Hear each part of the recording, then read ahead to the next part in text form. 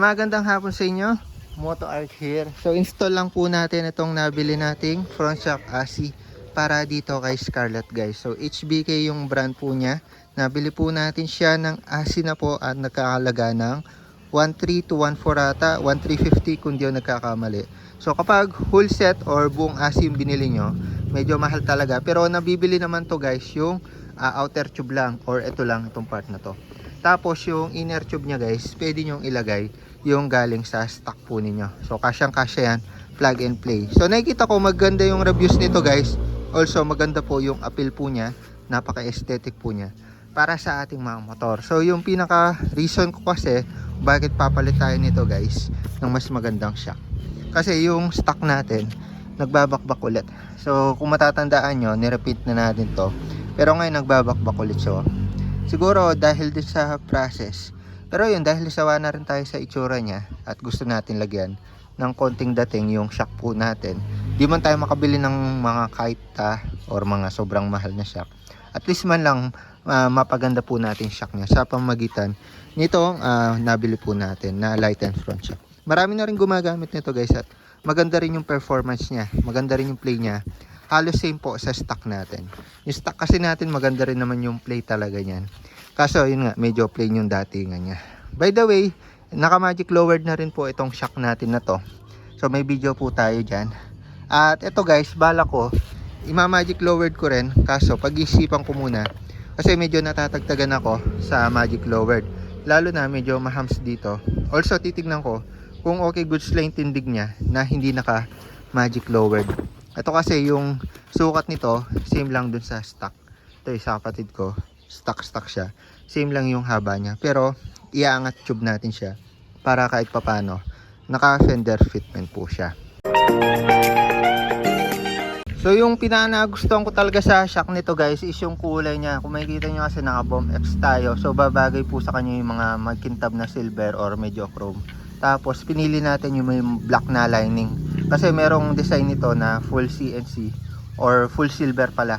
Full chrome yung kulay. Pero yan, pinili natin yung may lining siya, may kulay itim-itim. Kasi babagay naman siya guys, nakikita ko sa mga ibang concert. All good siya. So salpak lang natin guys, pakita ko sa inyo yung play po niya. Tsaka yung tindig niya, tignan natin kung okay na to. Para kahit papano medyo malambot yung shock natin. No? Tignan natin kung babagay siya sa tindig natin na naka 2.5 ES tayo. Check lang natin guys. Tapos naka-ready rin naman yung natin yung rebound spring if ever. Siguro susunod na video ko na lang. Tatry ko muna siya na stock tsaka yung fork oil. So yun, sa paglalagay nito guys, halos ano lang naman to halos plug and play lang naman yan. So tatanggalin lang natin yung dalawa dito. Nakaangat tube ako dito. Tanggalin natin to dalawa. Kabilaan yan guys. Tapos pagkita ko na rin yung sukat nito ngayon guys currently. Yung sukat po niya ngayon is 42 centimeters yan hanggang dun sa dulo ng tube natin 42. Pero yung stock po natin katulad nitong sa kapatid ko, para may comparison lang din po tayo guys baka sabihin nyo iba yung sukat ng shock na nabili natin. Nasa 46 centimeters mulang kasi kahapon guys. Tapos dito try natin sa shock, sukatin natin itong HBK natin, halos 46 lang din guys. And halos same lang talaga siya sa stock. So kung ano yung performance or yung haba ng stock natin, ganun din po ito guys kung nilagay nyo siya na plug and play. Ayun, tanggalin lang natin to. Pero pakita ko rin pala yung play nito guys, para makita nyo kung gaano kahaba yung play niya at ma-compare natin siya dito. At makita ko kung alin tayo mas komportable, diba? Ito ko lang ng konting wax to. Tapos sukatin natin yung haba ng play niya guys.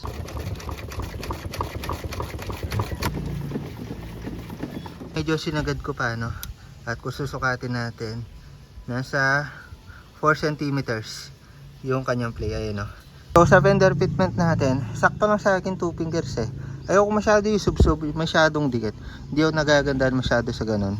Swak lang sa akin yung ganyan, yung dito 2 fingers lang siya. Tignan din natin mamaya, compare natin mamaya. Ayan, tas sa tindigan para ma-compare din natin mamaya. Ganyan yung tindigan niya guys. Swak na swak lang, diba? Saktuan lang yung ganyang setup para sa akin Ayan, ito yung kabilang side para makita nyo rin. Ayan, ganyan yung tindigan niya. Umpisa na natin pagbuklas, nilagyan ko lang ng bangkito sa ilalim. Kung wala kang bangkito, Lagyan na lang din ako ng link sa description guys. So babaklasin natin to, dalawa caliper dito. Ayan dito, dalawa. To baklas, pati yan dito. 10mm ata to. Ayan ito, tig 14. Tapos ito, 17-14 kung di nagkakamali. Pero nakaano na tayo dito, CNC. So yan lang naman yung babaklasin natin guys. Tatanggal na natin yung shock. Yung fender natin kahit hindi na natin tatanggalin yan. Baklas na to. Yun, baklasado ng ehe natin. Tapos yan guys, kaya pala medyo natatagtagan na ako. May tagas na yung shock natin, no? So yan yung cons po kapag nag magic lower tayo, medyo mapoprone po siya sa tagas, lalo na kasi yung pressure niya sa loob dadagdagan, so pwede magka problema doon sa mga oil seal po natin. Pero nare-remedyo naman po yan guys. Ayun ako, makikita nyo naglalangis na, tapos makikita nyo dito may alikabok. Tagas po yan galing sa shock. Yung inangat po natin na tube pala, para may idea din kayo, halos 1 inch. So kulang siya ng, so nasa pagitan siya ng 3/4 tsaka 1 inch yung angat tube po natin dyan.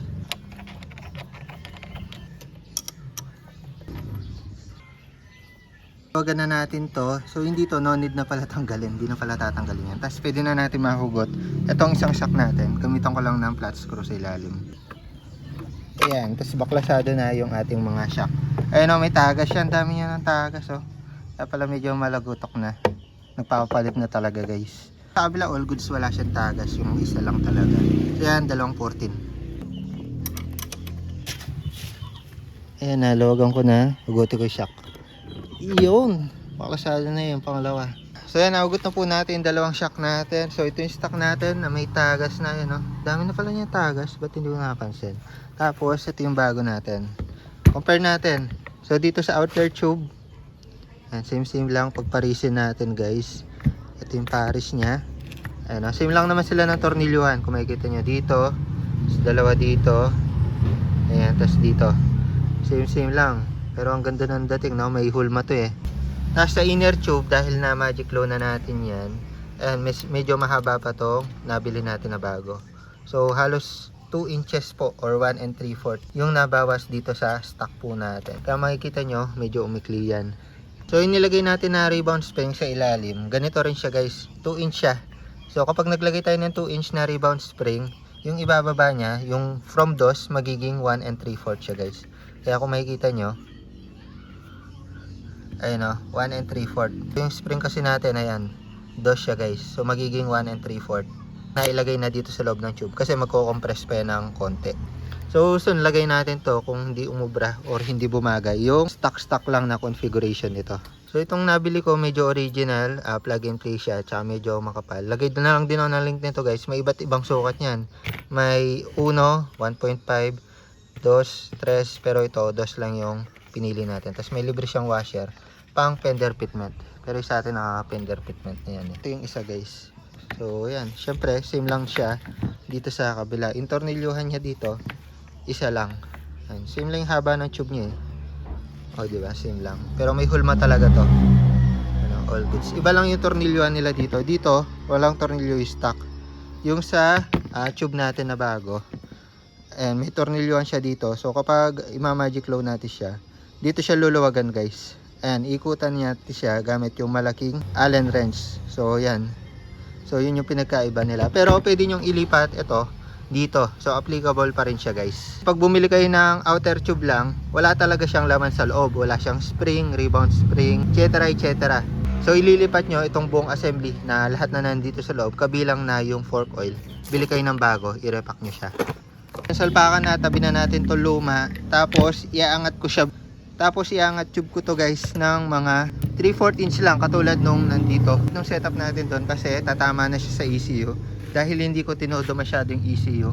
So 3/4 inch lang yung maangat natin dito. So sa paglalagay, huwag kayong malilito sa left side or yung isang butas. Dito siya sa left side guys. Tapos linisin ko lang tong medyo makalawang sa taas.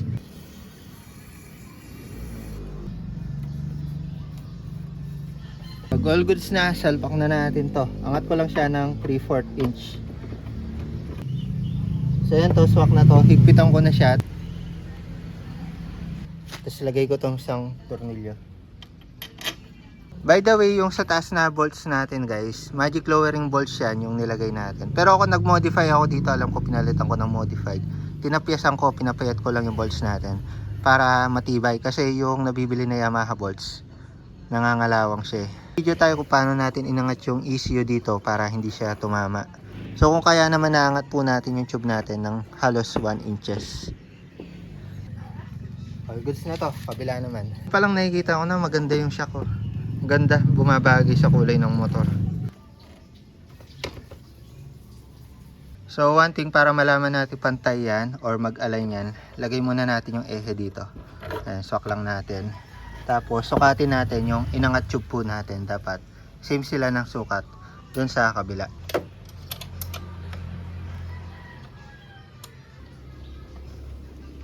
Guys, all goods na. Nakabit na po natin yung shock po natin. Pantay naman yung pagkakakabit natin. So yun, lagay na lang natin yung gulong tsaka caliper. Tapos itest po natin yung play nya kung all goods tsaka yung fitment kung swak lang siya.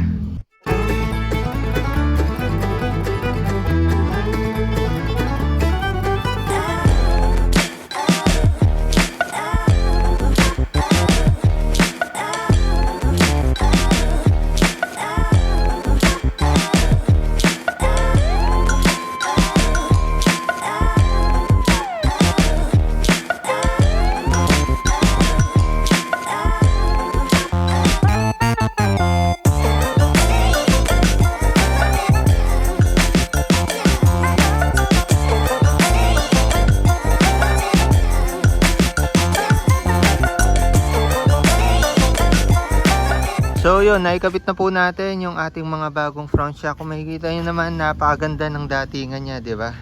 Ayan, dito pa lang, agaw pansin siya agad. Tsaka bumagay talaga siya sa kulay ng motor natin. Halos naghahalo na yung silver or chrome tsaka black, no? Bumagay siya guys, ang ganda niya tignan. O, di ba? Tapos sa fittings niya, medyo lumayo siya sa fender. Kasi hindi pa nga ito naka magic lowered guys. Yung ginawa ko, angat tubo lang tayo. So inaangat natin dyan halos 1 inch, mga 3/4 may get. Pero wala pang 1 inch yan kasi hindi ko masyadong tinodi angat dun eh. Tapos yun, 3 fingers yun dito. Dati 2 fingers. Kaya medyo naging tipaklong ulit yung datingan niya, no? Parang stuck ulit. Kasi last time medyo malapit na yan. Pero yun, baka yung magic lowered ko nga to kasi mukhang hindi siya babagay sa tindigan natin. Naka 2.5 tayo. Tapos paklongin dito medyo mataas. Kailangan pasubsob yan guys eh. Tapos dito sa mga tornilyuhan, wala naman tayo naging problema. Dito all goods, pumasok. Tapos dito all goods, pasok. Yung ikot ng gulong natin, all goods, wala naman sablay. Bukod lang dito sa isang tornilyuhan dito. So hindi to guys, harness issue natin dito. Nilakyan ko ng konti yung butas nitong tube natin na to, tornilyuhan, kasi hindi lumulusot yung tornilyo. So ginamit ako ng barena, niluwagan ko lang ng konti yung butas sa bandang taas para lumusot siya at umipit yung tornilyo dito sa bracket. Pero bukod doon, wala naman tayo naging problema. Minor lang naman siya guys, pwede nating masolusyonan. Ewan ko lang kung ganun din sa mga ibang mga darating sa inyo. Pero palagay ko may mga konting ano lang yan, parang factory defect. Pero palagay ko hindi naman lahat ganyan. Pero halos pumasok naman siya. Siguro kapag naka-stock caliper kayo, walang bracket, papasok yan. Ito kasi medyo maarte tong CNC natin eh. Kung kaya naman kailangan 0-0 talaga siya. Pero yun, bukod doon, wala tayong nag-problema. Kung makikita nyo naman, free wheel tayo. Maganda yung free wheel natin. Kahit ipreno natin yan, preno, napiga na, ikot pa rin siya. So all goods tayo. O diba, ganda sa fittings, okay na okay. Ano, ganda, pantay na pantay naman yung ginawa natin guys. So yun, pagkita ko sa inyo yung tindigan niya kapag nakababa, tsaka yung play po ng ating mga shock. So yan, side stand lang natin yung motor. Tignan ko sa malayuan yung tindigan niya. Ayun, nakaangat na siya dito guys. So dapat pasubsob yan eh. So medyo umangat na siya dito. At yun dito okay naman. So kailangan talaga natin magic lower dyan para gumanda. So tignan ko kapag sinakyan kung all good siya. Yun. Unang sakay pa lang natin, napansin ko na agad medyo umangat yung manibela. So dahil nga tumaas yung shock natin, umangat to. So dati mga nakaganyan lang tayo, pero umangat siya ng konti lang. So medyo nakikita ko na yung harapan dito. So pagsakay natin, bumaba na ba siya? Kung pepersayin ko, lulubog ng konti yung shock. Lulubog. Lalo na kung may angkas no? Yan. Yan, sa ganyang medyo maganda yung tindig niya pag bumaba na, pag may nakasakay na. Pero pag walang sakay, ganyan yung tindig niya, guys. Di ba? Tipaklong pa siya. Low-lowered natin siguro yan. Yun lang naman. Pero sa handling, all goods. All goods naman. Parang stock stock feels. Tapos sa play niya, may play siya agad. So, i-play natin siya, guys. Tapos tignan natin kung gaano kataas yung play niya dun sa shock. So, try natin. Malambot yung play. Yeah. Sagad na yun. So, dahil medyo mahaba yung niya, travel, medyo malambot siya. All goods to. Kaso, hindi siya all goods. Nakatindig tayo. Tapos mataas yun dito. Pero yun guys, kung stuck kayo, all goods yung ganito lang. Kahit angat tube kayo, maganda yung play niya. Tapos maganda yung tindig. Kung naka-all stock kayo Pero sa atin kasi hindi siya bagay Yeah. Try din natin siya guys kung okay tayo kapag pumepreno. Or marangkada ng konti, tapos biglang hinto. Para matest lang natin. Though wala tayo sa kalsada. Pero, ayun, para magkaroon lang kayo ng idea. Diba? Laki ng play niya. So, kapag arangkada kayo, biglang hinto, susub-sub yan kasi mahaba yung travel niya. Lakas. Haba ng travel All goods to all goods. Diba? Aesthetic tsaka function. All goods. Bigyan ko siya ng konting palatandaan kasi yung guhit medyo malabo. Hindi ko makita yung play niya. Ulitin ko lang yung play natin guys.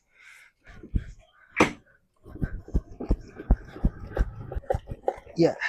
Kahit sagad-sagad natin, hindi siya tumatama sa palode Kita ko na yung travel niya yun may guhit na manipis. Sukatin natin. From dito sa guhit hanggang doon sa may rubber. Nasa 2 inches. 2 inch or 5 cm. Mataas siya, mahaba yung play niya. Compared doon sa tinanggal natin. Kasi naka-magic lowered na yun guys. Guys, for conclusion, all goods naman yung paglalagay natin. May konting-konti lang tayo minodify yung butas nga doon sa caliper or sa bracket natin. Pero yun, kaya nyo namang i-DIY yun guys. Tapos sa play po niya, napakaganda. Malambot. Halos same sa stock po natin na hindi minomodify or hindi minamagic lowered. Or nung bago yung motor natin. Halos same niya ng play. So kung gusto niyo lang ng pamalit sa stock nyo, pero maganda at mas maangas siya, mas maganda yung dating kasi may chrome part siya or may kulay, may silver part siya. Okay, goods to guys. Recommended siya at mas makakamura kayo kung bibili nyo lang yung outer tube. Tapos kung ma-magic lowered nyo nga, lagay nyo na lang yung stock na inner tube po ninyo. Mas makakatipid kayo. Pwede nyo namang ilipat yan. Kasi marami ako nakikita. Nilipat na lang nila. Nasa 700 yung outer. Tapos pag buong ASEAN, nasa 1.4 halos doble yung presyo. So yun guys, kung ganitong setup, okay siya kapag nakaano tayo, stock na ES. Pero kapag yung tindigan natin may naka-ES na tayo, hindi na siya okay. Medyo mataas sa kamay, hindi siya masyadong pasubsob. Pangit yung tindigan. Though madadrive naman natin yan. Pero mas maganda is mas subsob yung motor natin para maganda siya tignan una tsaka sa aerodynamics. Mas okay yung flow po natin. Ngayon kasi nakaangat siya. And medyo bumaba nga ngayon kasi na-compress ata yan. Pero yun guys, lalagay ko po yung link ng mga item na tinuro natin kanina. Including po yung ating mga front shock na yan. HBK yung brand, all good siya guys. Napakaganda. Swak na swak po sa ating mga Honda Click. So, yun lang muna para sa video nito. Siguro soon, gawan ko na lang din ng bukod na video yung pagmamagic lower natin nitong light and front shock na to. Kaya muna para sa video nito, the more click, the more you know, light and front shock para sa ating mga Honda Click. Diba? Ganda. Bye-bye.